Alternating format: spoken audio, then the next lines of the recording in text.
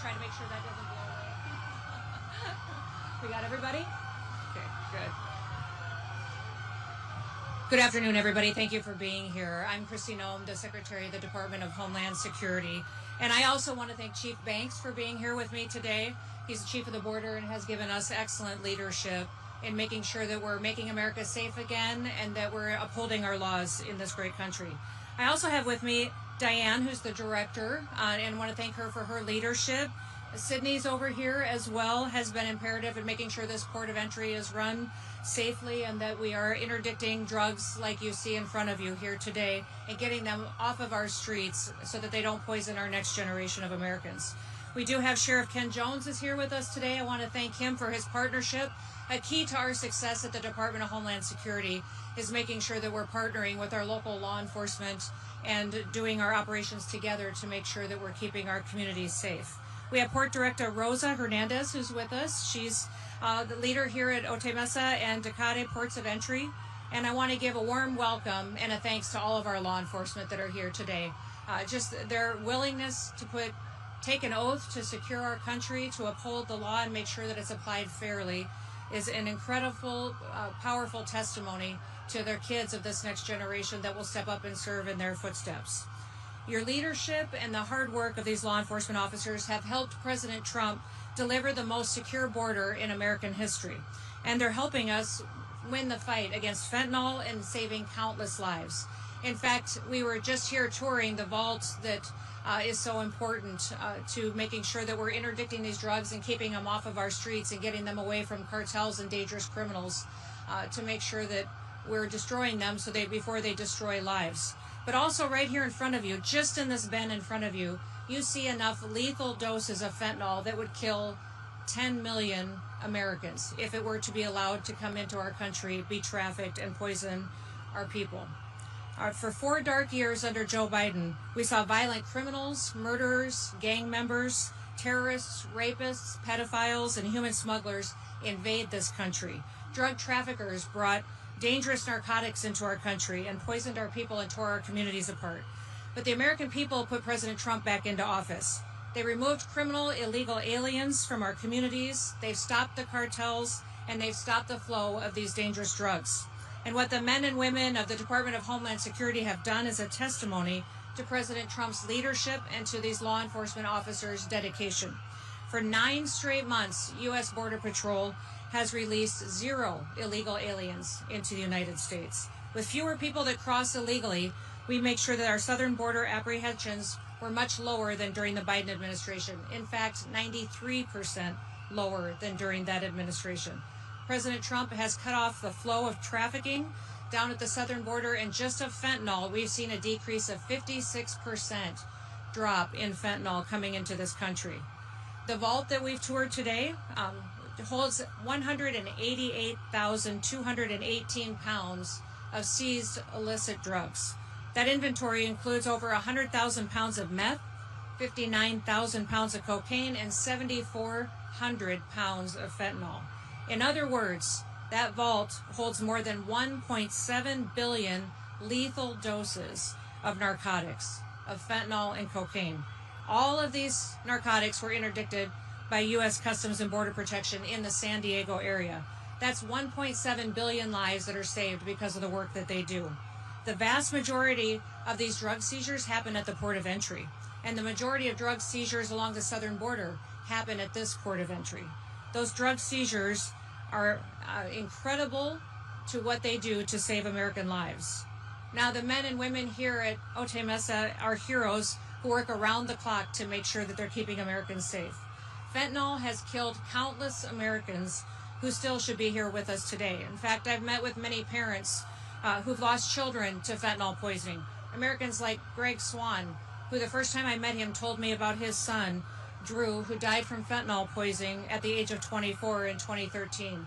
In fact, Greg is one of the co-founders of Fentanyl Fathers, fathers who've lost their children because of that dangerous drug that was running everywhere and running rampant throughout our country. Also, I met Rebecca Kisling, who lost both of her sons. She lost her 20-year-old son, Caleb, and 18-year-old Kyler to fentanyl poisoning on the same day in 2020. There's far too many stories of that happening. In fact, 1 in 3 Americans know someone that has died from fentanyl poisoning. That shouldn't happen in the greatest country on earth. And President Trump gets up every single day to make sure that it doesn't happen. Thanks to him and to the men and women of CBP, we're winning the fight against fentanyl. Now, President Trump has called the cartels the ISIS of the Western Hemisphere, and he's right. The cartels traffic, they torture, they behead human beings, and they enrich themselves and profit off of American deaths. And that's why President Trump took action and designated them as foreign terrorist organizations on day one. Today, the men and women of the Department of Homeland Security are on the front lines of the fight against the cartels and the drugs poisoning our country. And we are winning. And while we stop threats from coming into our country, we can't forget about the ones that are already in our borders. Right now, in prisons and jails across California, ICE has lodged detainers on over 33,000 criminal illegal aliens. Instead of honoring these detainers against criminals who trafficked drugs and committed crimes across the American people, Governor Newsom and California's sanctuary policies have released over 4,500 criminal illegal aliens back onto the streets to create more victims that will harm more Americans. We need him to work with us and these local law enforcement and community leaders and elected officials here in California to protect Americans, to make sure that we're interdicting more of these drugs before they poison more Americans. And we need them to work with us to help make sure that we're keeping our law enforcement safe. Our ICE officers and CBP officers are facing a 1,300% increase in assaults against them, a 3,200% increase in vehicular attacks against them, and an 8,000% increase in death threats against them. On January 23rd, an illegal alien here at the San Diego Sector Border Patrol attacked a law enforcement officer, hit him in the head with a rock, left him lacerated, bruised, and bleeding. He was hospitalized, but his assailant did escape. That attack was the 7th recorded assault on a Border Patrol agent in San Diego since October. Law enforcement officers take an oath. They pledge to protect citizens, and they work hard to uphold to the truths that our founders created this country on. In the Declaration of Independence, our founders pledged their lives, their fortune, and their sacred honor to keep people safe, so that fellow Americans and our children could live in freedom, that they could live in safety. And that's the same pledge that our law enforcement officers take each and every day. They deserve our gratitude. They deserve our thanks, because their job never ends, and they keep working every single day to make sure that Americans are safe, that they're protected from criminals that would not just traffic them and their children, but also traffic these drugs in to kill our next generation. I want to thank you all for being here, and I have all the confidence in the world of the law enforcement standing here today to continue to do their work, to protect Americans. And with that, I want to introduce Chief Banks to come up and share a few words with you as well. Chief? Thank you, Madam Secretary. As the Secretary said, my name is Michael Banks, and I'm the Chief of the United States Border Patrol. I want to highlight something that the Secretary just shared with you. Enough fentanyl in front of me to kill 19 million Americans. That's in one location across the entire southwest border. As you go across the southwest border, you continue to see these type of seizures. And I'll talk about why we're seeing these type of seizures. Under the Biden administration, every Border Patrol agent was forced off the line, left the border wide open, and we're doing mass processing of illegal immigrants into the cities and into this country. When President Trump came back in on day one, a catch and release ended.